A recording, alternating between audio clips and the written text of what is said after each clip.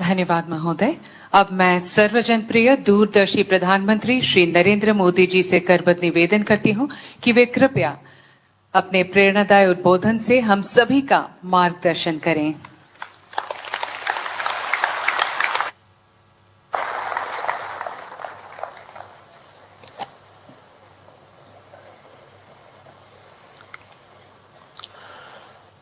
मोर मरमोर गुवाहाटीबासी रायज आपना लोकाक मोय मोर आंतरिक नमस्कार जनायछु। असम के राज्यपाल लक्ष्मण प्रसाद आचार्य जी, यहां के लोकप्रिय मुख्यमंत्री हेमंत बिस्वा शर्मा जी, केंद्रीय मंत्रिमंडल में मेरे साथी सर्बानंद सोनोवाल जी, उपस्थित राज्य के सभी मंत्रीगण, जनप्रतिनिधिगण, देश भर से टेक्नोलॉजी के माध्यम से इस कार्यक्रम से जुड़े हमारे सभी अन्नदाता साथी, टी गार्डन में काम करने वाले मेरे भाई बहन, और मैं देख रहा हूं कि काफी सीनियर हमारे सभी मुख्यमंत्री जी भी आज हमारे साथ इस कार्यक्रम में देश के कोने कोने में से जुड़े हुए हैं। मेरा सबको नमस्कार। भाइयों बहनों, आज मुझे नवरात्रि के पहले मां कामाख्या की इस पावन भूमि पर आप सभी के दर्शन करने का सौभाग्य मिला है।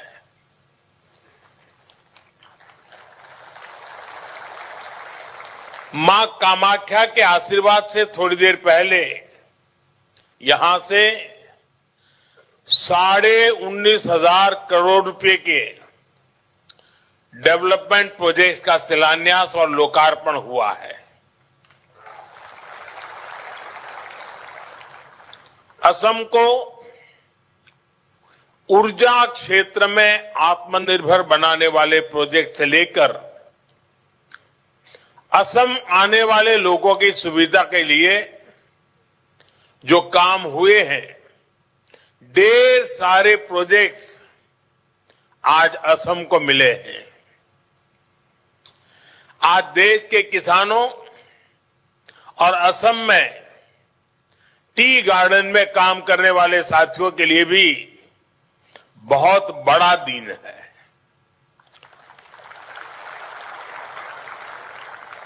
कुछ क्षण पहले पूरे देश में पीएम किसान सम्मान निधि के तहत 18,000 करोड़ रुपए से अधिक की राशि हमारे करोड़ों अन्नदाताओं के खातों में भेजी गई है। इसके अलावा असम के चाय बागानों से जुड़े अनेक परिवारों को आज भूमि के पट्टे भी दिए गए हैं। मैं असम के लोगों को, यहां के सभी परिवारों को और देश भर के किसानों को बहुत बहुत बधाई देता हूं। साथियों, आज देश भर से किसान साथी मां कामाख्या की इस धरती से जुड़े हैं। थोड़ी देर पहले करोड़ों किसानों के खाते में पीएम किसान निधि जमा होने के मैसेज हर एक के मोबाइल में पहुंच चुके हैं। ये योजना वाकई अद्भुत है। एक क्लिक से करोड़ों किसानों के बैंक खाते में सीधे पैसा जमा होता है। दुनिया के विकसित देशों में भी ऐसा संभव नहीं है। और मुझे विदेश के मेहमान जब मिलते हैं और इस विषय में इतने सवाल पूछते हैं, जानकारी के लिए उतने उत्सुक रहते हैं कि ये सब कैसे संभव हो रहा है। दुनिया के बड़े बड़े देश के बड़े बड़े नेताओं को भी ये बहुत अजूबा लगता है। और ये मेरे वही किसान भाई बहन हैं जिनमें से अधिकांश के पास 2014 से पहले न मोबाइल फोन था और न ही बैंक में उनका कोई खाता था। आज ऐसे करोड़ों किसानों के खाते में अब तक 4.25 लाख करोड़ रुपए से अधिक पैसे जमा हो चुका है।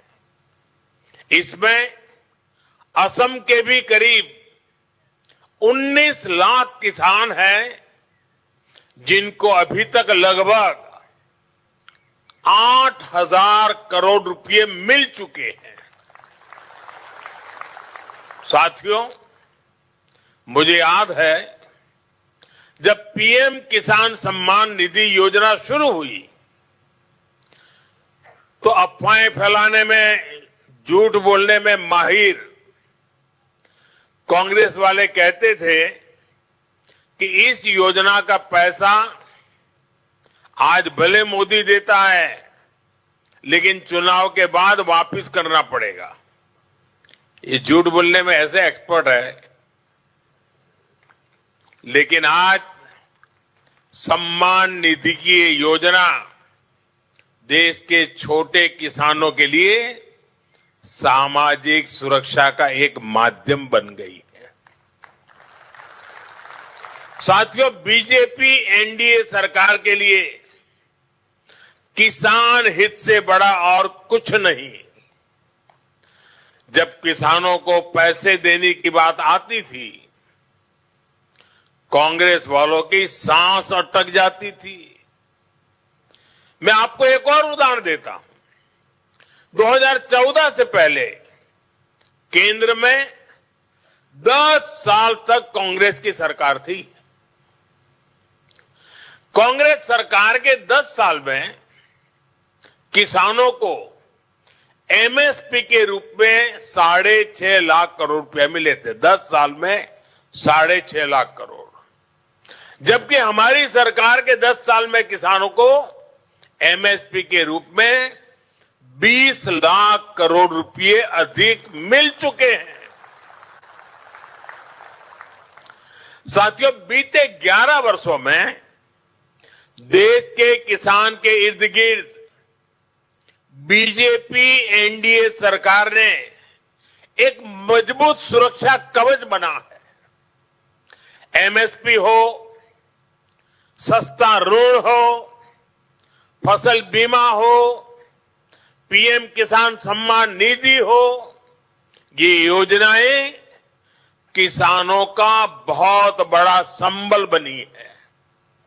इतना ही नहीं, हमने इस बात का ध्यान रखा है कि अंतर्राष्ट्रीय स्तर पर संकट का असर खेती किसानी पर ना पड़े। अब जैसे कोरोना और उसके बाद जो युद्ध हुए हैं, उसके कारण अंतर्राष्ट्रीय बाजार में खाद की कीमतें कई गुना बढ़ गई थी। विदेशी बाजारों में खाद मिलनी भी मुश्किल हो गई थी। लेकिन केंद्र सरकार ने इस संकट को रोकने के लिए भरपूर कोशिश की। यूरिया की जो बोरी अंतर्राष्ट्रीय बाजार में 3,000 रुपये में मिलती है, वही बोरी हमारी सरकार ने अपने किसानों को सिर्फ 300 रुपये में दी है।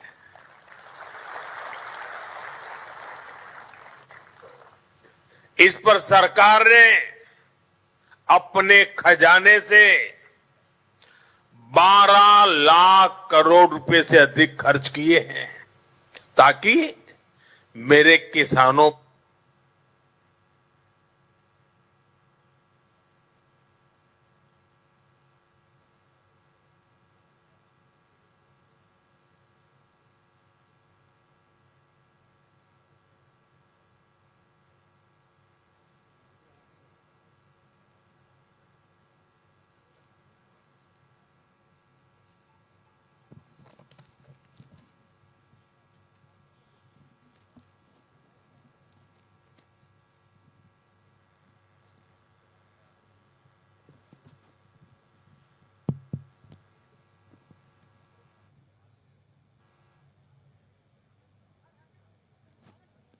हमने कृषि को बाहरी संकटों से बचाने के लिए आत्मनिर्भरता को प्रोत्साहन दिया है।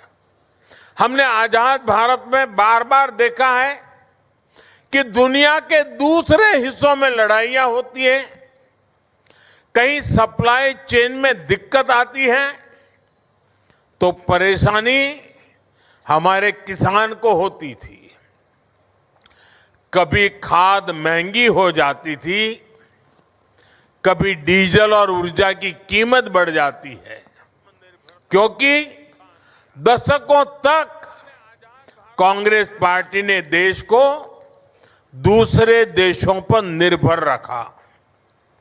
इससे खेती की लागत भी बढ़ जाती थी। दुनिया के दूसरे हिस्सों में लड़ाइयां होती है, कहीं सप्लाई चेन में दिक्कत आती है तो परेशानी हमारे किसान को होती थी।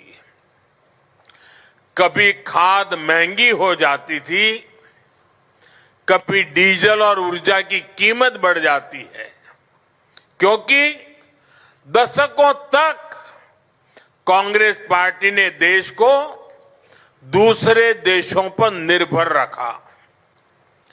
इससे खेती की लागत भी बढ़ जाती थी।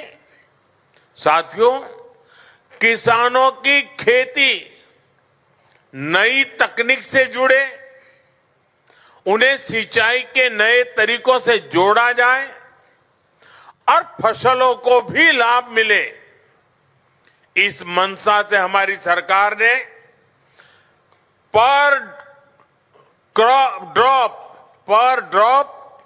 मोर क्रॉप की नीति बनाई। ड्रिप और स्प्रिंकलर जैसी माइक्रो इरिगेशन टेक्निकों को किसानों तक पहुंचाया। इससे सिंचाई भी बेहतर हुई और लागत भी कम हो गई। आज सरकार आपके खेतों को सोलर पंप से जोड़ने के लिए काम कर रही है और हमारी कोशिश है कि डीजल पर आपका खर्च कम से कम हो। केंद्र ने जो कुसुम योजना बनाई है वो इसीलिए है। आज बहुत सारे किसान न सिर्फ सोलर पंप लगाकर सिंचाई कर रहे हैं, बल्कि उससे बिजली बनाकर पैसे भी कमा पा रहे हैं। और इसलिए मैं कहता हूं, अन्नदाता ऊर्जादाता बने। साथियों, हमारा निरंतर प्रयास है कि खाद और कीटनाशकों पर किसानों की निर्भरता भी कम हो। कांग्रेस की गलत नीतियों के कारण देश के 5 बड़े खाद कारखाने बंद हो गए थे। हमने उन खाद कारखानों को फिर से शुरू करवाया। साथ ही किसानों को नैनो यूरिया से जोड़ने के लिए भी कई काम किए हैं। आज देश के किसान को इसका लाभ मिल रहा है। अब बीजेपी एनडीए सरकार देश के किसानों को प्राकृतिक खेती के लिए प्रोत्साहन दे रही है। किसान जब बहुत बड़े स्तर पर प्राकृतिक खेती को अपनाएंगे तो मिट्टी भी सुरक्षित रहेगी और हमारे अन्नदाता वैश्विक संकटों से भी सुरक्षित रहेंगे। साथियों, एक तरफ बीजेपी एनडीए सरकार किसानों को लेकर काम कर रही है। हम देश को आत्मनिर्भर बनाने में जुटे हैं।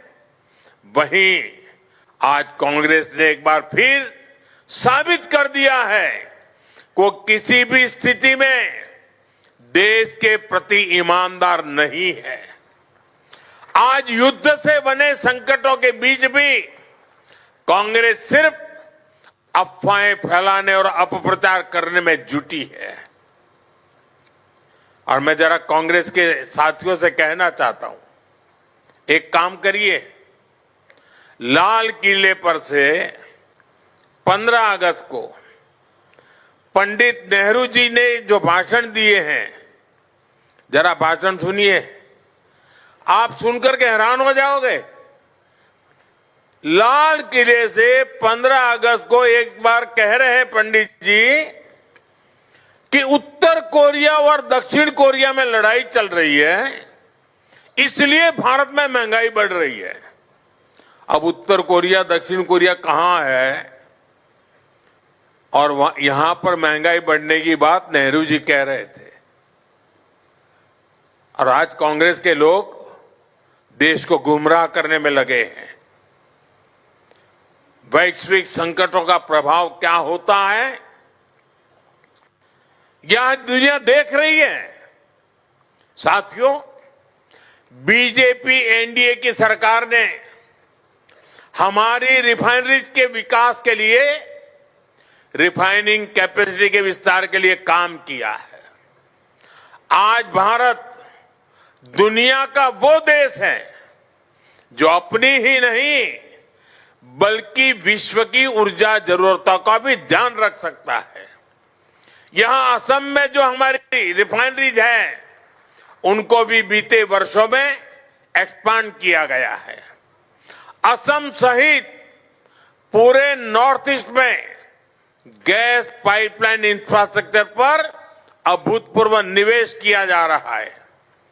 नुमालीगढ़ सिलीगुड़ी पाइपलाइन के अपग्रेडेशन का काम भी पूरा हो चुका है और असम के गोलाघाट में दुनिया का पहला second generation bio ethanol plant भी स्थापित किया गया है। इन सारे प्रोजेक्ट्स का बहुत बड़ा फायदा इस पूरे क्षेत्र को होगा। साथियों, रेलवे की विदेशों पर निर्भरता कम हो, हमें विदेशों से कम तेल मंगाना पड़े, इसके लिए एक दशक में बहुत बड़ा काम हुआ है। पिछले 10 साल में आज देश का करीब करीब पूरा रेल नेटवर्क इलेक्ट्रिक रूट से जुड़ चुका है और जल्द ही हम 100% 100% इलेक्ट्रिफिकेशन का लक्ष्य भी पूरा कर रहे हैं।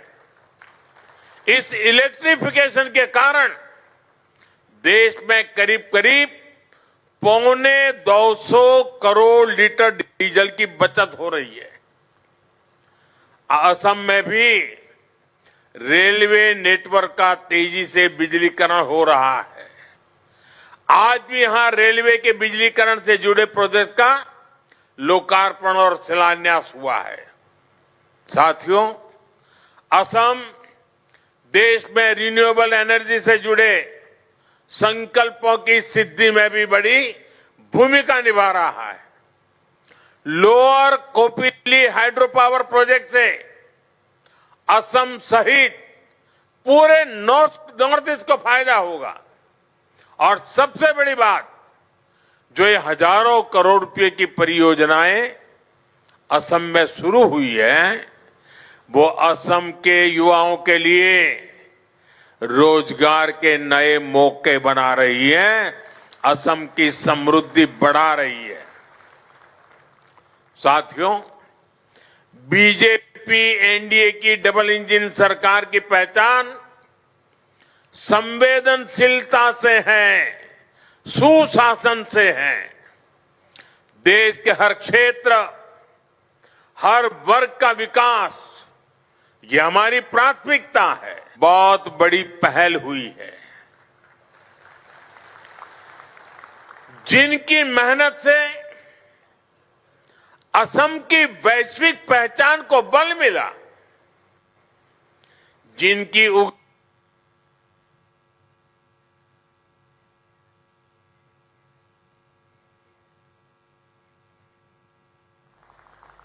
आज की सरकार